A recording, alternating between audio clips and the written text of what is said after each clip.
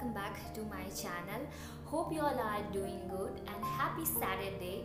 As you can see that I have curled my hair. Previously I was not able to curl my single layer of my hair, but I was keep practicing myself, and today I was thinking let's give a try to curl my hair, and I have succeeded. Finally I have succeeded. So please go ahead and comment on the comment section if you want any kind of a video related to how to curl your hair. I will definitely make video on that, and literally I'm proud of myself. I'm feeling so happy that I have curled my hair. So but hang on, this video is not related to how to curl your hair and anything related to hair. It's related to dressing table, it's related to my dressing area. So let's begin with this video. So we went to IKEA store and it was a really very unique and very different experience for us. Actually, we don't even know how to do shopping from IKEA, but after doing some R&D, we finally understood how to do shopping from there. And actually, we were looking for an exact dressing table which I have in India, but we did not get anything like that. So we decided to buy something else, and we bought